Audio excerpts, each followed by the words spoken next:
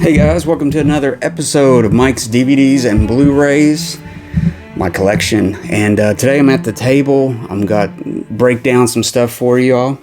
I got a movie. I got a couple of movies actually, and it's got a connection. It's got a connection to a director and an actor, and to a company, the actor's production company.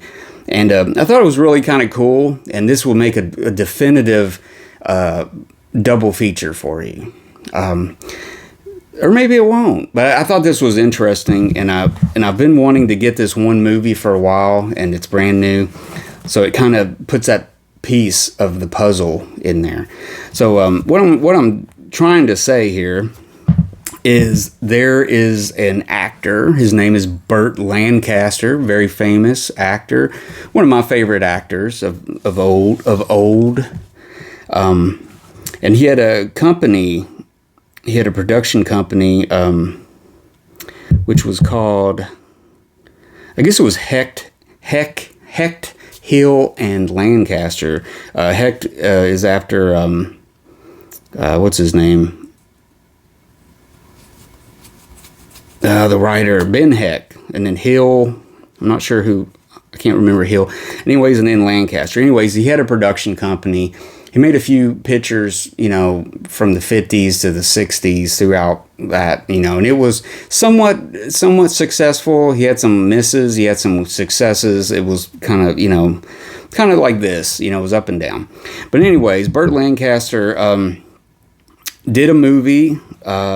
In 1957, he teamed up with Tony Curtis, and they made a movie called The Sweet Smell of Success. I've covered this before on my channel with the Burt Lancaster episode.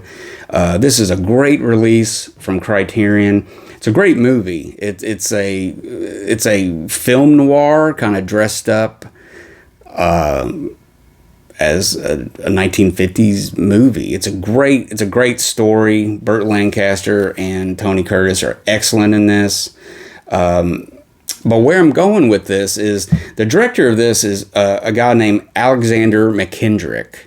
Now, there's a good documentary about him on this release, and Alexander Mackendrick came from England, from the UK, and he had worked with the studio over there. What's the company? The Rank organization.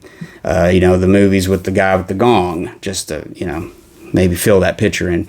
But anyways, he was very successful in Europe as a director, as a writer. He made a lot of successful movies with the actor Alec Guinness, better known as Ben Kenobi later on. But he made movies like, who did he do? The Man in the White Suit, and the Lady Killers, the original Lady Killers, not the Tom Hanks one. But he made those amongst other things, and he was very successful with that. With those two movies and some other ones, it got the attention of Burt Lancaster. Burt Lancaster got him over here, or he came over. I'm not really sure, and they worked together on The Sweet Smell of Success, and it was a hit, and it was great. Lancaster wanted to team up with him again for his next project, and the thing was with Alexander Mackendrick, he was used to a certain way in the UK of working. People would complain that he took too long to set up scenes. He was kind of a perfectionist in a way. He would take a while to set things up and make sure everything's just perfect. He would work with the cinematographer.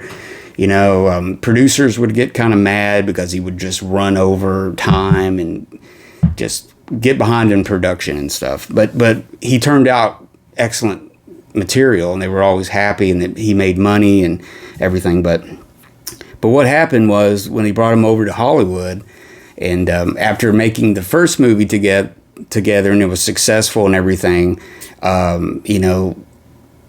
and he had done his same pattern. You know, he was taking too long doing stuff, and he was kind of bumping heads a little bit, script problems and everything. And but anyways, he was just like, well, let's start a new movie. We won't have those issues. We'll start over. So the project they were going to do together it was a project for Burt Lancaster's production company. It was going to team up with Kirk Douglas and Laurence Olivier, and the movie they were going to do was called The Devil's Disciple, and this is the movie I have right here. And this is a movie I've been wanting to watch for a while, especially after seeing that documentary that's on Sweet Smell of Success about him. But anyways, he came over, they started filming, they started working on the script and whatnot. I mean, don't quote me, guys. I might be off just a little bit. But anyways, he started pre-production with this and everything, and he basically, I don't know if he got fired per se or if he walked, but it ended up the project fell apart and he took off the movie and everything. And James Bond director Guy Hamilton stepped up to the plate. Very, very, very good director. He works well. He stays under budget.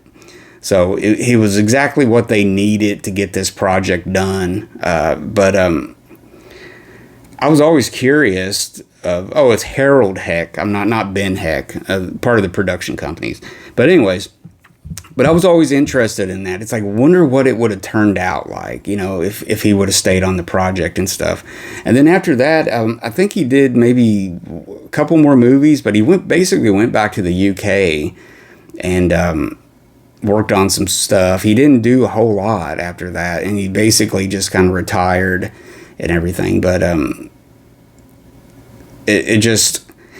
sometimes, filmmaking is an art, and the artists sometimes take time to make their art. But the business side of, movie making kind of gets in the way of art sometimes. So, you got a talented director or maybe even an actor that, bumps head a little bit because they want to see things differently. But I was just always interested in that. So I got this recently and I'm going to watch it.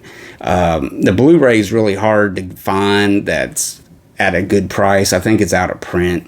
But I got the Kino DVD, and I'm going to check that out. But yeah, it looks like a fun movie. I saw the trailer, and it's like everybody's just having a ball in this movie. I mean, they all got like Cheshire cat smiles. They're just grinning ear to ear in this movie. I mean, it looks like they're having fun and stuff, but so it just makes me wonder, maybe the project would have been completely different. Maybe it wouldn't have been so, comedic, maybe. But it looks like a really cool movie. I don't believe it was a big hit or anything. I think it was another flop for his production company, Burt Lancaster's. But I do recommend doing some research, maybe watch the trailer and see what you think. Because I haven't watched it yet, so I can't really say, but I think I will really enjoy this, actually. It's got some of the best actors in it. I mean, Burt Lancaster, Kirk Douglas, and Laurence Olivier. I mean, come on. That's got to be good. Plus, you got, Guy Hamilton directing it. But yeah, check out Alexander Mackendrick's career. He's done some really good movies. These movies with Alec Guinness are just classics. Really good. The Lady Killers. I mean, great movie. So this is a set that I have of Alec Guinness. A lot of his movies he made in the UK. This set has Kind Hearts and Cornets. That's got the Lavender Hill Mob and the Captain's Paradise and the Ladies Killers and the Man in the White Suit. So it's a pretty cool collection. I think you can find it economically. And of course, Sweet Smell of Success. If you want to invest, this is a great. Right now, I think Criterion's doing a flash sale. They're going to have their summer Barnes and Noble sale, so maybe that's something you want to invest in. But yeah, there you go. And I want to also show a couple books. I've been picking up books and stuff over, I like books about Hollywood, autobiographies, reference books, and stuff like that. I don't know if I've showed this. Maybe I have shown this in an episode, but I'll show it again. This is Once Upon a Time in Hollywood. This is the novelization by Quentin Tarantino. This kind of expands on the story. It's got a lot of incidents that weren't in the movie. Like there's different added storyline in this, but it's really cool. A really cool little, fun fact. When he put this book out, he was working with the publishers Harper. And he was like, I want to put this book out like they were in the 80s, these little paperbacks that I loved. And they were like, well, we don't print those anymore. We don't do that. And he was just like, but that's what I want. So they basically did this. So this is something you really don't see much of nowadays, at least with Harper's. So I thought that was kind of cool. But yeah, pick that up. It's really cool. I love that movie, Once Upon a Time in Hollywood. It's time for me to watch that again. And next up, this is a book about Chico Marx of the Marx Brothers. Everybody knows Groucho and his brothers Harpo, Chico, and Zeppo, and then Gummo. Gummo was never on screen with them and stuff. But this is a book by Chico's daughter, Maxine Marx. And I believe this came out in the 70s. Maybe the early 80s. But yeah, I'm kind of reading that too. I usually start books and I start reading like, I kind of dip my toes in each one of them and kind of come back to them and stuff. But yeah, I'm reading that book about Maxine's experience growing up with Chico Marx. So he was a ball of fire. I know that. So there you go, guys. There's some books that you might be interested in, and check out Alexander Mackendrick's little projects that he did with Burt Lancaster there, and so on, and check out those movies. So I hope you guys enjoyed this episode. If you did, give me a thumbs up. Subscribe to my channel if you haven't already. And as always, comment. Let me know what you think. I really enjoy reading your comments. So until next time, guys, I'm Mike. Be cool out there. Watch good movies. And read yourself a book tonight. And I'll see you guys next time.